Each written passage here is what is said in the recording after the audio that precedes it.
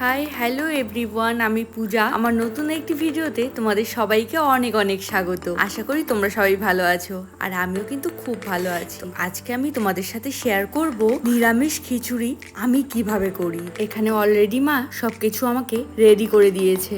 আর এই যে ফুলকপি কাটা রয়েছে, সাথে কুমড়ো, আর এখানে রয়েছে গাজর আর আলু। আচ্ছা, ভিডিওটা কিন্তু শেষ পর্যন্ত দেখতে হবে আমার মতো খিচুড়ি বানাতে চাইলে। আর এখানে রয়েছে টমেটো আর কাঁচা লঙ্কা। তো আমি একে একে সবগুলো আগে ভেজে নিচ্ছি। আচ্ছা, ফোড়নে আমি তেজপাতা, শুকনো লঙ্কা আর পাঁচ ফোড়ন দিয়ে ডালটাকে ভালো মতো ভেজে নিয়েই জল দিয়ে দিয়েছি, আর টমেটোগুলো দিয়ে দিয়েছি, আর দিয়ে দিলাম কাজু কিশমিশ।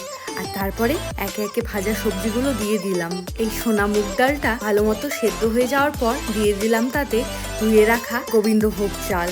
আর আমার কিন্তু এরকম নিরামিষ খিচুড়ি পছন্দ সব সময়ের জন্য। আর এই যে ফুটে এসছে, দিয়ে দিলাম আমি কাঁচা লঙ্কা আর আগের থেকে করে রাখা মশলাটা। পরিমাণ মতো নুন, হলুদ গুঁড়ো, জিরে গুঁড়ো, লঙ্কা গুঁড়ো, একটু ধনে গুঁড়ো, আর সাথে ছিল আদা বাটা। আর দেখো কত সুন্দর কালার এসছে, আর খেতেও কিন্তু দুর্দান্ত হয়েছিল।